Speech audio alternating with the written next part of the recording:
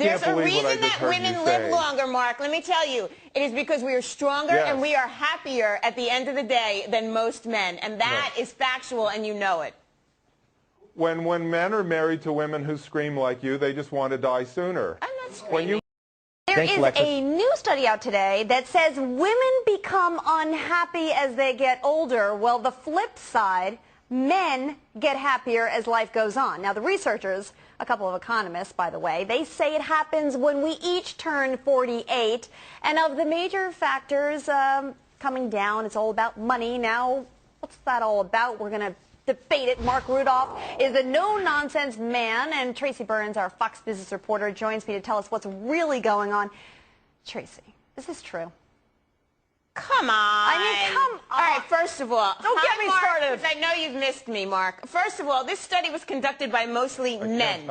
And when men conduct anything, they talk about their finances because men judge themselves by the size of their wallet, toys, dare I say. So, you put all your toys together in a parking lot and it makes you happy. If they were to ask other questions in this study about spirituality, about the other aspects of our lives, that women would have taken over. I mean, first of all, a woman hits her sexual prime at 35. Things get much better for us. Hey, I'm 35. This is good for me. All right, Mark, all right, go nuts, because I know you're going to go nuts.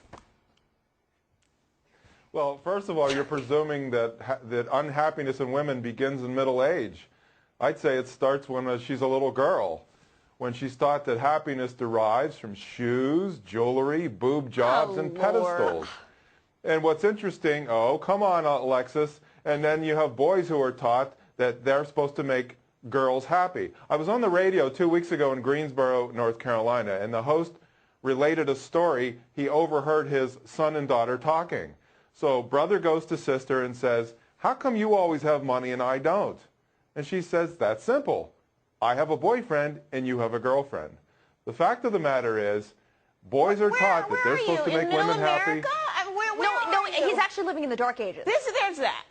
I'm not living in the dark ages. This is reality. And if either of you women has ever dated women, you would know what I'm talking about. But you pretend that you don't know what I'm talking about. All right, Mark, so what's happening in middle age? What's happening in middle age here is that women who bring 70% of divorces are divorcing the men that they never wanted to marry to begin with, and so now that's what's making the men happy. That's interesting because we control the household spending, don't we? Because we're working more than ever. All right, let's get back to the survey, though, all right? Because basically what they're saying is that we are happier in our early adult life and that women are more likely than men to fulfill their aspirations earlier related to material goods and family. That is true, wouldn't you say, Tracy? And a good thing. It takes men longer to figure out what they want to do in life. Well, I just think this whole notion of basing your happiness on material goods is part of the problem, hence part of the reason that this thing was run by men in the first place. If there were women on the panel, Tracy. If there were women on the panel, they would, I mean, ask any woman if she would choose her car over her children, and she'd take the kids any day, whereas I would question a lot of men out there, quite frankly. Tracy, I can't believe what I just heard you say. There's a reason that women live longer, Mark. Let me tell you. It is because we are stronger and we are happier at the end of the day than most men, and that is factual, and you know it.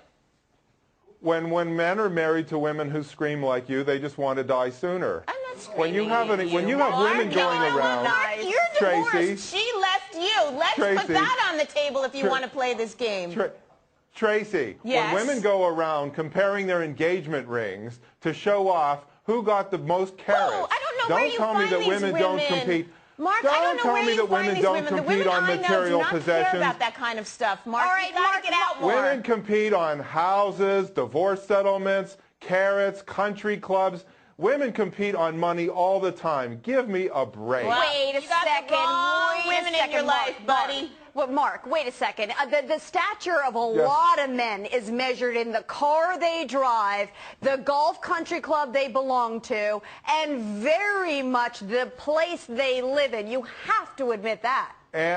And whether or not their wives are staying at home and not working. That's exactly what I said at the beginning. That's because men are taught that men are taught that they have to make women happy. The fact of the matter is, you can't make anybody happy. You have to make yourself happy. Happiness is a byproduct of achievement. So for women to say that they're unhappy, it's their own fault. Anybody who says he's unhappy, it's his own fault. Mark, Everybody has to make himself or herself You're happy. giving me such a bloody headache. Yeah, I mean, where are you from? Where are you from? Dear Lord, I would never in a million years teach my girls that they have to grow up to be reliant on a man, as you can well imagine. I would never teach my son that he should be attracted. But Tracy, you're the same one. You're the same one who bragged that she's so strong and so tough and doesn't need a man's money. Yet you're taking alimony. I have 3 children. Okay, Mark. You know what? But you don't need a man's money. All right, well, that's it. That's it.